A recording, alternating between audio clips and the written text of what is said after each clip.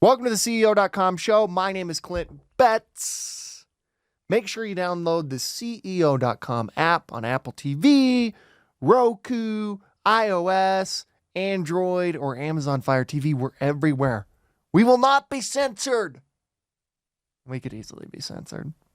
On today's show, I talk to Ryan Westwood, who's a good friend of mine. I've known him for a very, very, very long time. We come from actually the same part of Utah. Both of us managed a Gandolfo's, which is a deli. He managed one that was just like a town over than mine. That's how long I've known this character. We both kind of grew up on a farm. We're his farm boys, and he's become wildly successful, and I'm here in this black room talking to a camera. So he's done much better than I have. He's the founder, the CEO of Simplus, which sold to Infosys for $250 million. $250 million. And Ryan owned a huge chunk of that. I love talking to this guy. I love Ryan Westwood. I think you're really going to enjoy this conversation. Make sure you check it out, and make sure you download the CEO.com app wherever you want to download the app.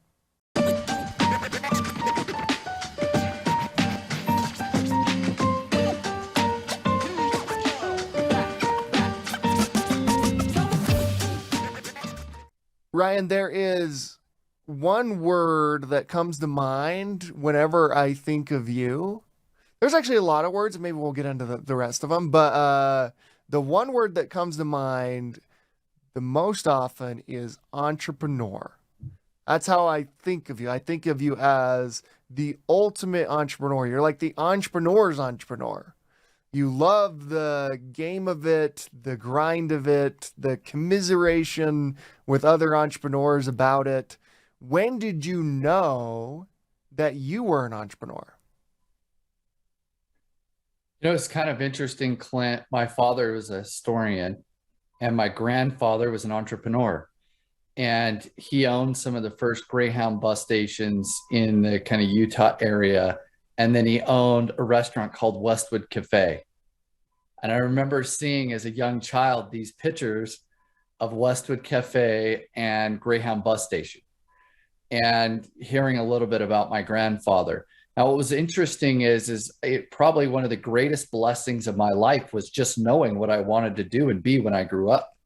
And I actually found the other day in the 7th grade, I was supposed to write a report about the career I wanted to go into. And I wrote a report on entrepreneurship. No way. So, yeah, I mean, I wrote a few pages on entrepreneurship back in the 7th grade.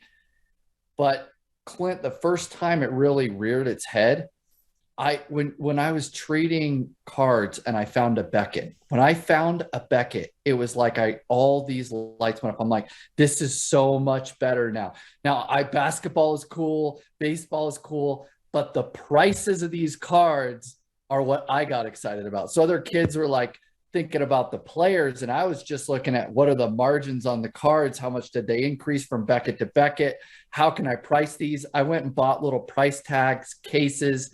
And then I left Sunset Elementary in Provo, and I went to Russ Coin.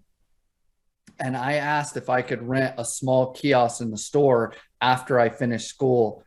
And one day I got so excited, I said, I'm not going to school. I rode my bike over this viaduct, and I went straight to Russ Coin and just entirely skipped school. And I went to set up my cards and get ready for everything. And I was so excited, Clint. And my dad came tearing in that store because nobody could find me. And he was so upset at me because I had kind of just left to start my kind of entrepreneurial journey. But Clint, it's been a passion I can't even describe. You have sometimes in life something you're so obsessed with and love so much that you're willing to do most anything around it. And so, I've written books on entrepreneurship. I've written for columns on entrepreneurship. I have, built my own company. I've been the entrepreneur in residence at a university where I've taught entrepreneurship. It's just everything in and around it, whether it's investing in other entrepreneurs, whether it's venture capital, if it relates to entrepreneurship, in that orbit, I want to learn it and understand it. Well, I have to ask before we continue, do you still have cards? Did you hang on to any of those? Because that's a big deal right now. Clint, I didn't realize it until the Michael Jordan documentary came out. When that Michael Jordan documentary came out, I thought, well, I should see how many Jordan cards I have. Well, I've got pages of Jordan cards. And so I pulled it out and I actually looked up a few cards and I was like, wow, this is pretty neat. So yeah, I kept the cards. I just hadn't looked at them in 20 years. So I want to talk to you about entrepreneurship a lot and kind of the grind of that and how you mentally and physically prepare for that. But I also think of you as a leader, someone who's a great leader, someone who you'd want to be in the foxhole with when things are going right or wrong, and you'd want Ryan Westwood inside of there with you. How do you think about leadership? What do you think are the most important characteristics? Clint, I'm committed to just giving the most raw and honest answers. And so, I think my definition here 10 years ago wasn't the same as it is today. I think that today I care more about seeing other people become successful. I think the great trait of a phenomenal leader is all these other leaders stem out from them and all this other success occurs.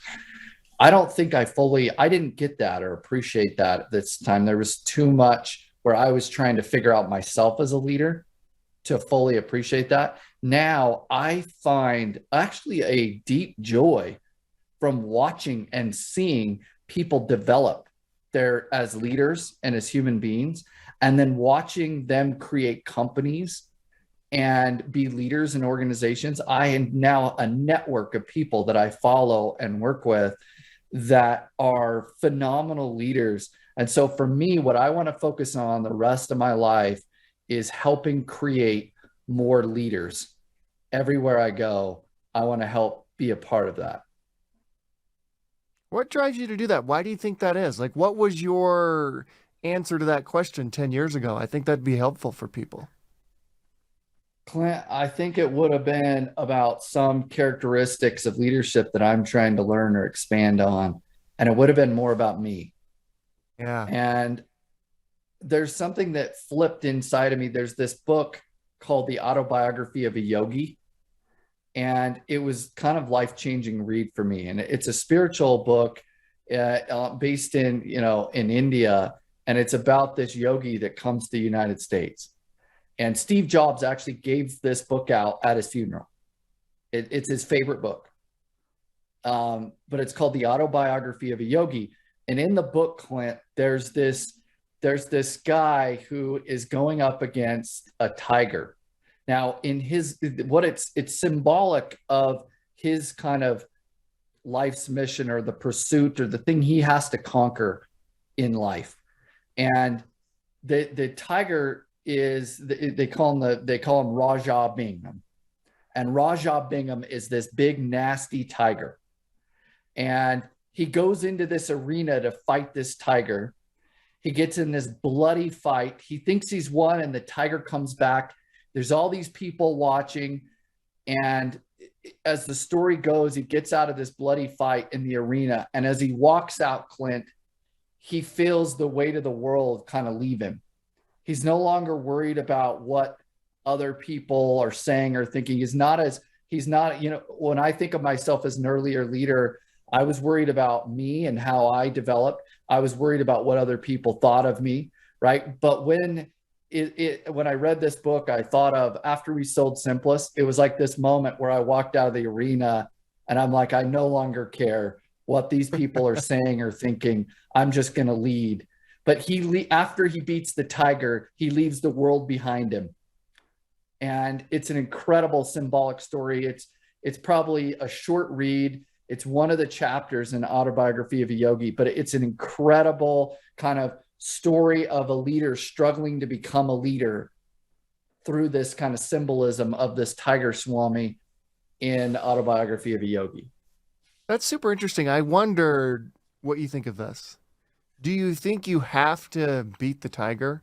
Do you think you have to have such an incredible win as Simplus to like walk away and say, I don't care anymore what anybody else thinks of me. On this other plane, or can somebody achieve that now somehow?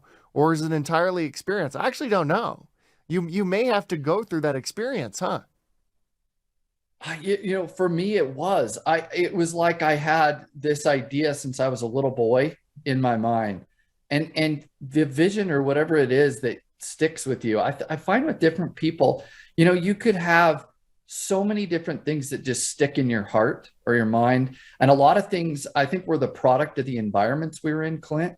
So, as a young kid, I just envisioned, I want to create this big company, create a lot of value, and I want to create it from nothing. And so that was my pursuit since I was 10 years old. It was literally, it took me almost 30 years to get to where I ultimately wanted to go. That was a long pursuit. But when I got there, it was kind of like, well, what's next? It was interesting, Clint, because it was a feeling of relief, but I had pursued something for the majority of my life. So there was also a recalculation of where I was going and what I was going to do next in my life, because that was my purpose. And the plan I had was all based on accomplishing that one big goal. And so, but it was life-changing for me in my outlook. Let me ask you this. What do you think prevents people from even getting in that arena? I'll tell you exactly. I think it is all mind. It is all our minds. And I believe that I would have achieved those things sooner had I not gotten my own way. I believe we all have certain mental mentalities that get in the way of believing. I'll give you an example. Todd Peterson, one night at a Jazz game, we were having a conversation, and I was talking about building $1 billion business. And he looked me in the eyes and he said, why don't you start thinking of 10 billion? Chew on that tonight.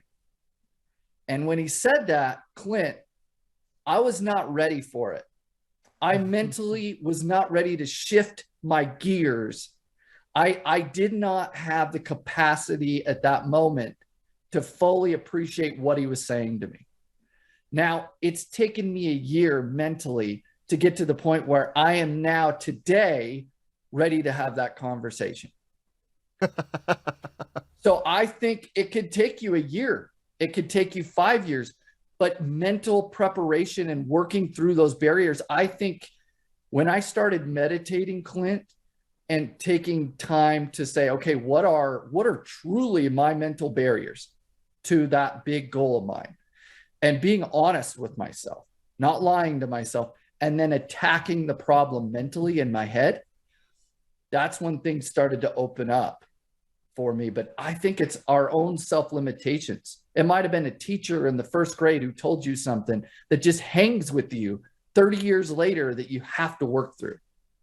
Well, it does seem like we do let what others have said in the past, or the way we view other people viewing us, which is fascinating. They probably are not even viewing us the way that we think. That's another thing I've kind of learned. Is like, I'm like, oh, I don't think that person likes me. And then I find out 3 years later, that person didn't even care.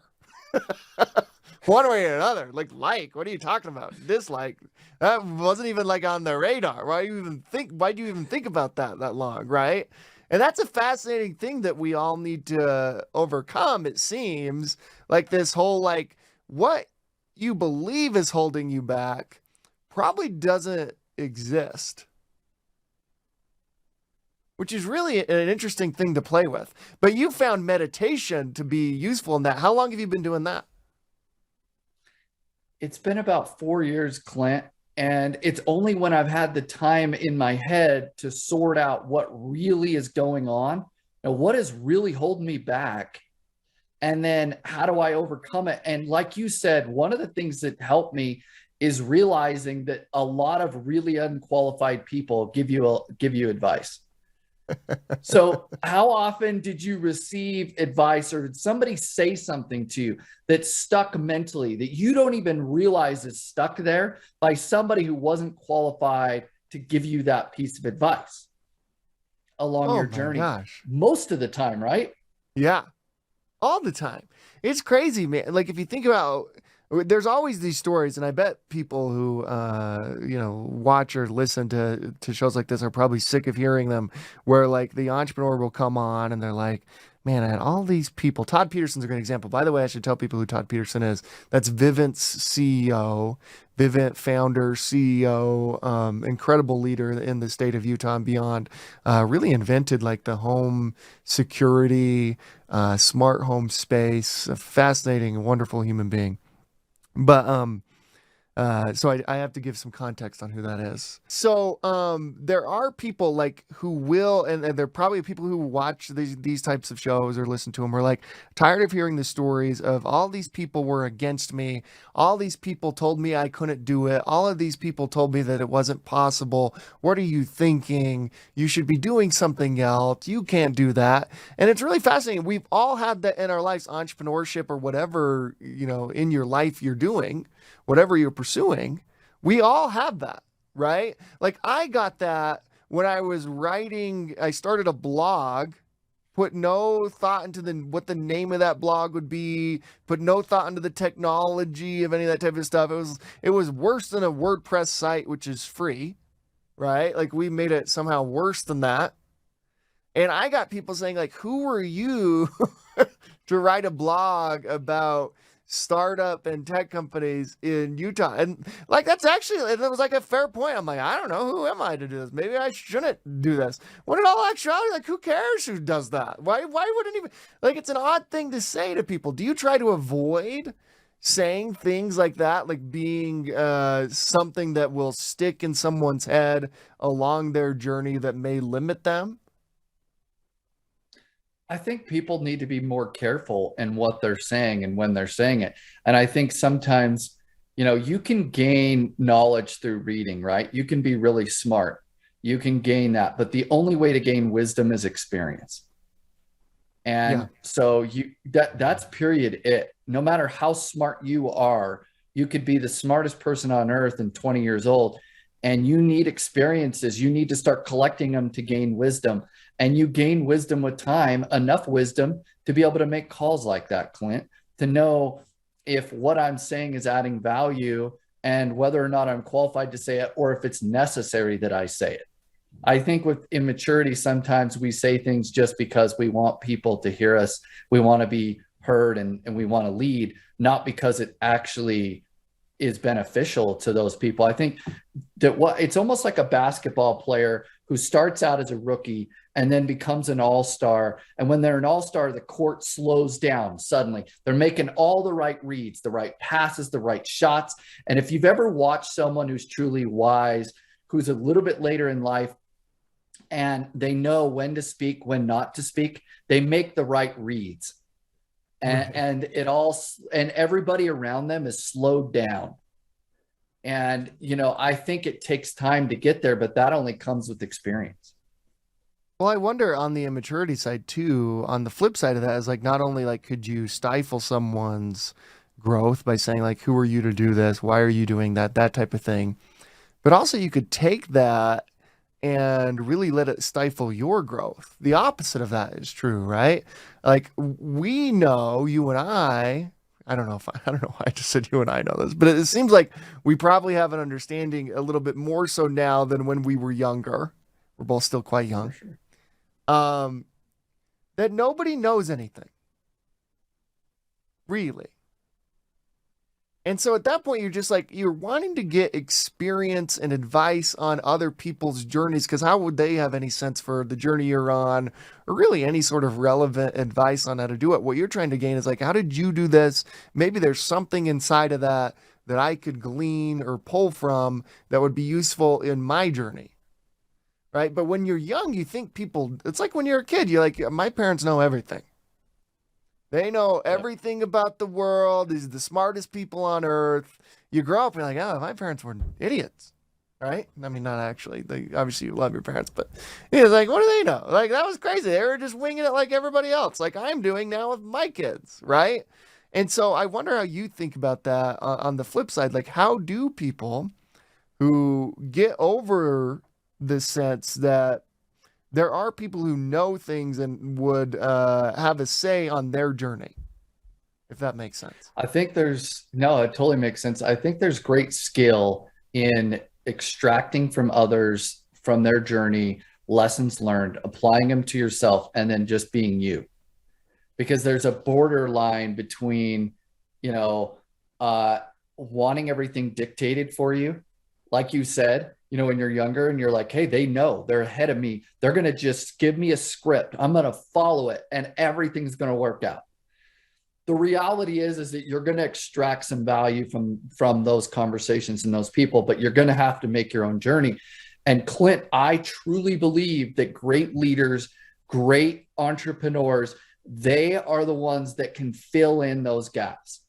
They're the ones that can look ahead so far in vision that they get everyone else, they make everyone else, them around them better. They get everybody else excited. And then they reverse engineer the small steps. Because some people have a hard time sorting out in their mind, I have this vision of $10 billion company, but what is my next step right now? And then how do I communicate it and get everybody excited about it? That's a skill that I think makes your greatest entrepreneurs, is you're able to fill in those gaps. But I will say, Clint, I think I've told you this before. I interviewed 60 or so CEOs when I was writing for Forbes. And I can tell you that I have taken so much from so many great leaders that I've taken myself to create kind of my own style of how I lead. But I have to give them all massive credit. Mm-hmm. But at the end of the day, I've taken pieces and then I'm just being me. And I think that's where a younger entrepreneur has a hard time just being themselves. They want a script to follow. Well, speaking of that, I wonder, like, sometimes it can be overwhelming as you're building these companies or being an entrepreneur, trying to start something, on like where to start and how do you prioritize your day? Like, where should I be focusing? I wonder how you do that now. How do you prioritize your day in terms of like, this is the most important thing I'm going to focus on, then this, then this, then this. What does that look like for you? Yeah, I think that there's this tendency, and I don't know if it's American culture, Clint, but I think we have a tendency to play a bit of whack-a-mole where we are reactive and we start to just see things coming at us. And when I think you've grown as a leader, you dictate, you go on the offense instead of the defense, and you dictate where you spend your time and how you spend your time. So you may get an email or a call for something that is not critical in nature. How do you handle that? How do you say no to those things or ignore those things and focus on the things that are most important? I think that's one step of maturity. Is some people are just afraid to say no. And there's more power in no. I have found that there can be more power in no than yes, because the amount of things you have to say no to have a productive day is a lot. And some people lose the battle of just saying no. And then they're not able to have the production that they could have, because it's easier to just say yes and accept a bunch of things that aren't critical to their main priorities. So that's the first thing that I would say, is you have to know your main priorities, and then you have to be able to say no. And I like the V2 mom methodology. That's the type of OKR that I enjoy. And I use that kind of strategy to write out my thinking. And then I follow that to a T. Everything that falls outside of my V2 mom doesn't get my attention. And that's how I kind of manage my time, and everything else comes next. That's interesting. I have a limited amount of time. I could go on that with you for like an hour. I'd love to go deeper on that. We need to do that at some point. I want to talk about your journey though, building Simplus, selling Simplus. How all of that came to pass, and in particular around the idea of raising money. I feel like you innovated in a way and how you'd fund your business and capitalize your businesses that was well before your time. And I'd love for you to touch on that too, if you wouldn't mind. Yeah, I think that there's a couple different types of entrepreneurs that I've seen when it comes to capital raising, Clint, that fascinate me. There's your entrepreneur that is proud to be bootstrapping and is funding their business based on customer revenues, and they want nothing to do with the venture capitalist. Then there's your entrepreneur who is so tempted by the capital and the excitement of it that they just dive right in and raise as much money as they can. And I very rarely see somebody, an entrepreneur, I think it's actually pretty uncommon of the entrepreneurs that I talk to or meet that they have a more down the middle pragmatic approach. And I don't know if you've noticed this, but they'll have a visceral like frustration with VCs, and even mature CEOs that I know do that. I can name a few running big companies in Utah that have a visceral feeling towards VCs. And then you have those that are just all in.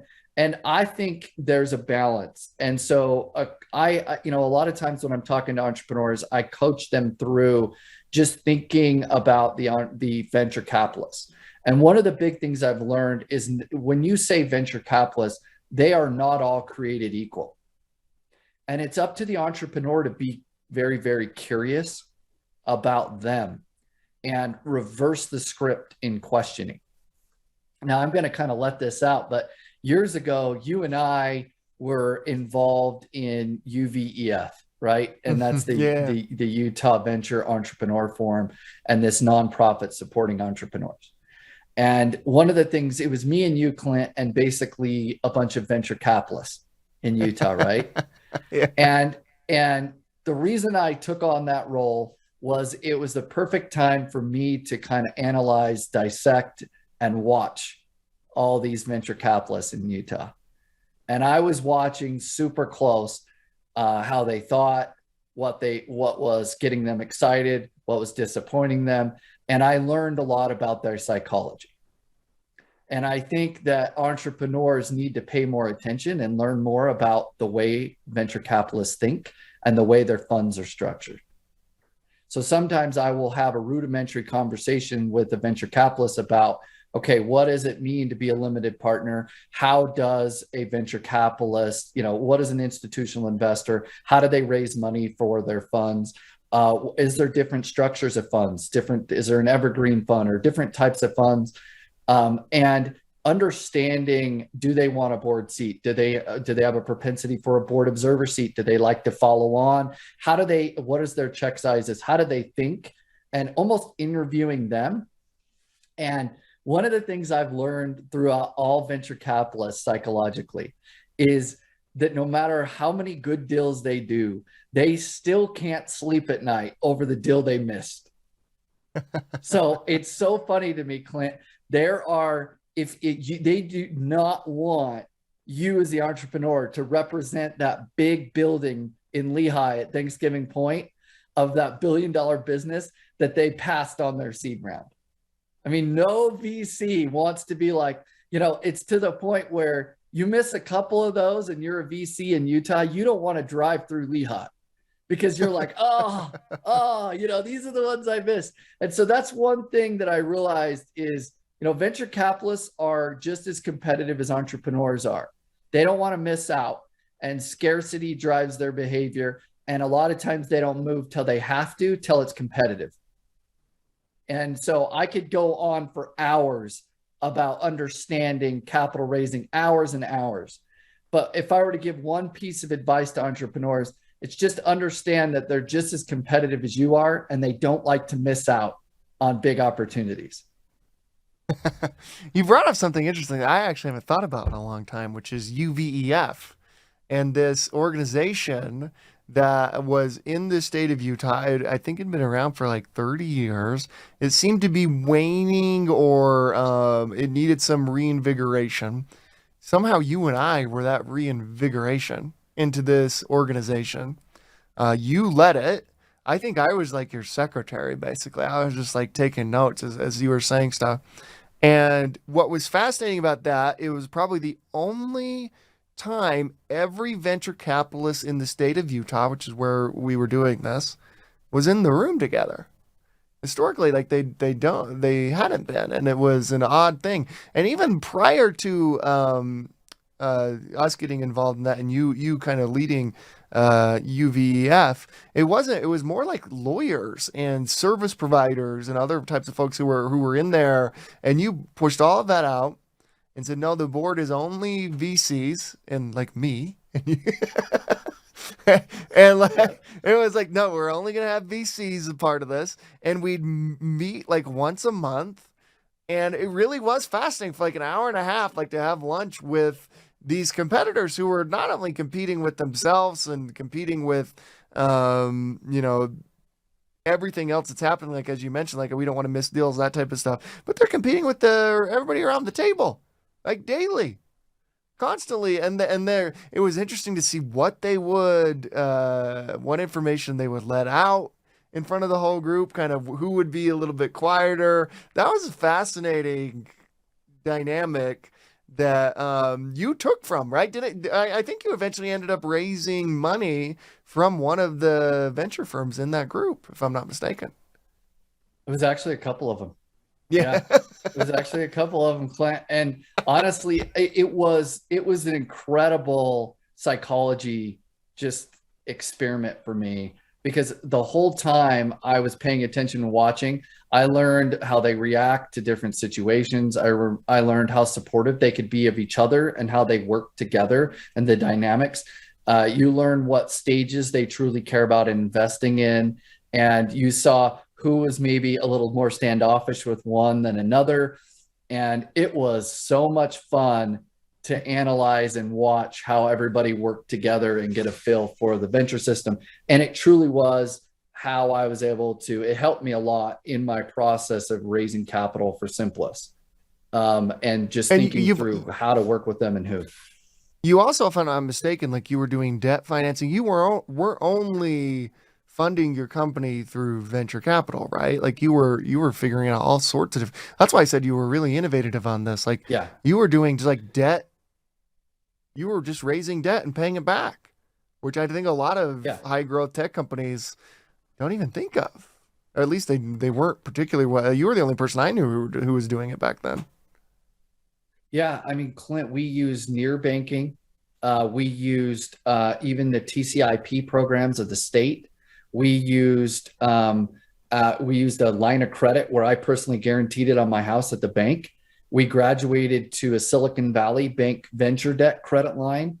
We had, I mean, if you think of all the different ways we funded Simplus, from near banking, venture debt, angels, a traditional line of credit, venture capital, angel, growth venture capital, a late stage venture capitalist, or a seed stage venture capitalist. I mean, we used every mechanism you can imagine, all the tools in place. We actually raised a lot of capital from our employees. We even had corporate VCs like Salesforce Ventures heavily involved in our rounds and in our business. And I remember when Salesforce Ventures looked at it, they said, we've never seen so many employees on a cap table. So we had one of the things that we did was really unique, Clint, that I would advise other entrepreneurs to do in capital raising. I still don't see this in any other cases that I'm aware of. I made every single one of my executives, the lowest investment was $50K. The largest was $1 million. And if you came onto our executive leadership team, you had to look to your significant other and tell them you're cutting a check to the company. And we raised a lot of money from our own leadership and our own employees. And I found that to be incredibly helpful, because their hearts were committed to the vision and they were in it in a way that was very different than I had experienced before. You know, when you hear entrepreneurs sometimes, Clint, say, oh, I was super worried about this problem, I was trying to resolve it on a Saturday, and you can't get a hold of anyone. Well, I had the opposite problem. I had people, I couldn't get them to stop calling. It was like Sunday afternoon. I'm like, hey, I'm with my family. I'm hanging out like I want to be done today. And I couldn't get Amy Cook, my CMO. She was just like driving, she's calling me saying, "Hey Ryan, there's this," or it was Lance Evanson or Paul Fletcher, my CFO. They were all just in it around the clock because they put significant amounts of their net worth into the company. And so maybe going outside of your venture capital group, fundraising with your own executive team can have enormous benefits beyond the capital. That's super interesting. At what point did you know it was time to sell Simplus? Clint, it was an interesting time, and I started to see that we did a couple things. One, we were focused on a niche, and that niche was CPQ, configure, price, and quote. It was the software that you use to configure, price, or send a quote to a customer. It was complex quoting for big companies. And what I saw is we rolled up a bunch of our competitors. We built a really strong brand focused in the Salesforce ecosystem. So every event, we were usually a big sponsor of those events. We built up a big brand. We did a lot of PR. We acquired 7 companies. And Clint, we had hit all the regions in the United States, Australia, and the UK, all the kind of low-hanging fruit, the English-speaking areas. We hit all those global markets. We had focused on our space. And I realized we were going to have to make a big jump into another market. We were going to have to add another capability or speciality before, and it would have an impact on margins. It would be a material change in the company. And we had a strategic buyer come in fairly aggressively. At the time, I told them we weren't for sale and that they couldn't get to a price where it would make sense. I flew into New York City and spent some time with Infosys executives in the World Trade Center. And I was sitting in there having discussions where I realized they were dead serious and they were going to be able to bring the offer that would make it happen. And it was kind of a moment for me, Clint, where I realized, okay, we're at a pivotal time where we could shift or we could exit. We have an excellent buyer, and the buyer is going to do something really unique, Clint. They haven't built a competitive business to the level that the other buyers in the market have to Simplus. They're willing to give us the keys to run the company within Infosys, and they're going to give us their existing business is going to reverse integrate into Simplus. And so it all came together. It was the right price. It was the right time. And we were being given the opportunity to run a much bigger business. So just to help you understand that, we've added hundreds and hundreds of employees from Infosys are now working under the Simplus umbrella, and our business has doubled since the acquisition within Infosys. So now that we're this greater Simplus business that takes a part of Infosys's revenues, we're running a much, much bigger company, and it's a bigger opportunity for us. So those were the 3 things. It was the price, it was the opportunity to lead a bigger business, and then it was the right time in the growth of the company. Well, I want to talk to you about timing because I vividly remember this. We were at a jazz game, and I think it may have been the last one before the whole world shut down.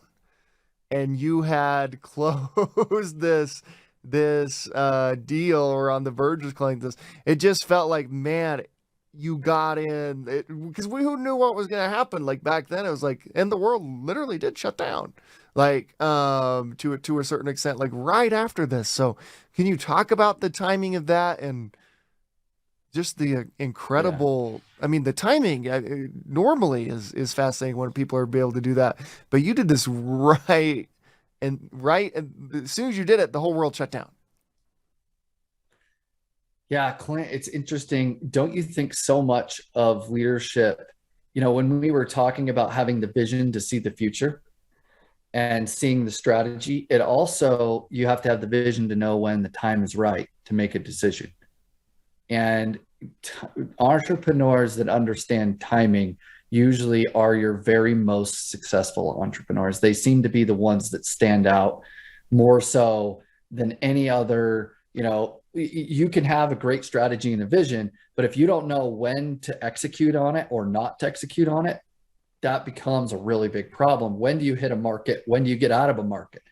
And this was one of those cases where I obviously had no idea that COVID-19 was going to hit. But when I was at that basketball game with you, I'll be very honest, Clint, I was so nervous. I was nervous because we had finished all the documents. Everything was done. The only thing we needed to do was sign.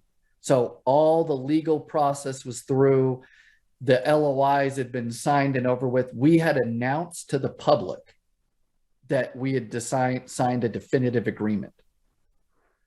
But the final docs and the capital, the cash for the company had not been wired. And all the hysteria and the news coming out. Well, the morning that the capital funded and that the deal actually closed was the same day that Donald Trump stood up in front of the country and said, we're in a national pandemic. We're officially here. And I just remember sitting back, and I actually remember just being like, this is the most euphoric and unreal moment, because it had funded and I was thinking we did it. And in the same moment I was thinking, but what is happening to the world? And so it was a crazy time. But the week I was with you when Rudy Gobert had his little fiasco and all that, I think that was the game we were at. Yeah. Wasn't that the game we were at? I know it was the last game before the whole NBA shut down. Right? Yeah, it was the last one. Yeah, for sure. Yeah. That was it. That was the last full Jazz was game. Hard. Yeah. All right. I have two more questions for you, and we got to have you back on because I would love to go deeper on a lot of this stuff that we've touched on. But I have two questions for you. One is, how important is faith to you? That's a really good question, Clint. Let me give you my answer. The world is right now full of fear. Everything that you can imagine. Like, let me just give you the little microcosm that is, my home here in Salt Lake City. You have a fire in the canyon. The air quality is very, very poor right now. People are having a hard time breathing. You are being told that it would be highly preferred to wear a mask. You're also hearing that there's different variances of COVID-19, and we have all of these kind of health emergencies. In the last year, we had a pretty good size earthquake, right? Wasn't that one of the largest ones we've had in many years? Mm-hmm. So you have all these things kind of coming at you. California, all the smoke is coming in here to Utah from these fires. You're hearing what's happening in Afghanistan. You're having these situations in Haiti with these big earthquakes.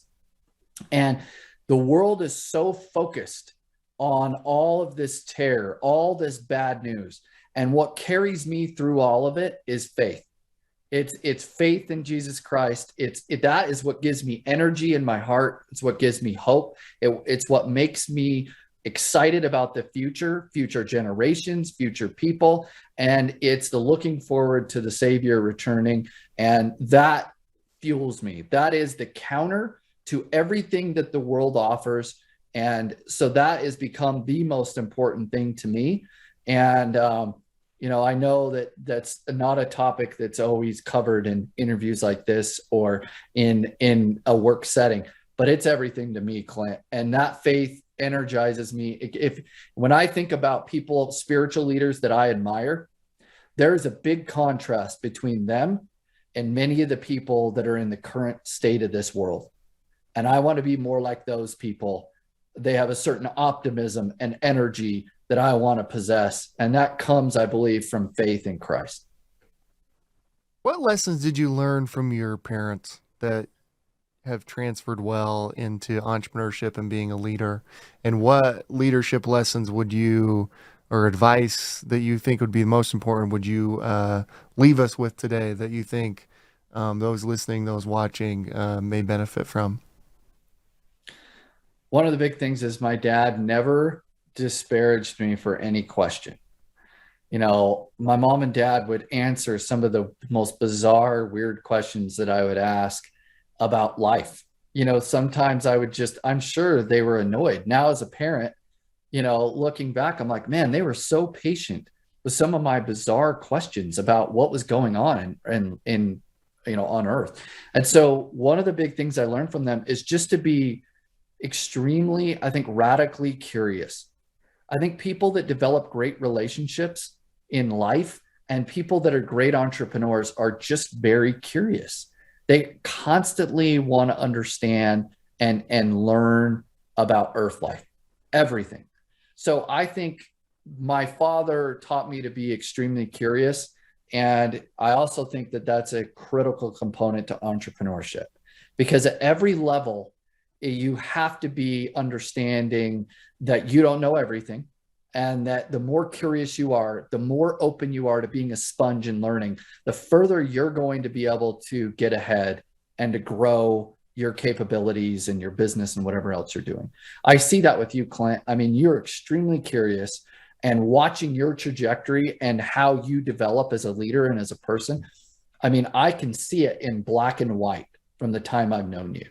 And it's incredible to watch you grow as a leader and to just be, a third party to seeing all that happen. I think back to when I met you at JCW's and we went and had a burger the first time to who you are today. You're a massively different person because of your curiosity. But that's one thing. And that's one thing I learned from my parents.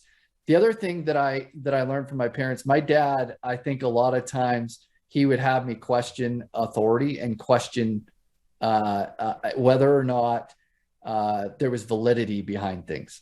And that's part of being an entrepreneur a little bit, is you're always a little bit curious about different people, and you don't just take them for their word, but you follow their actions.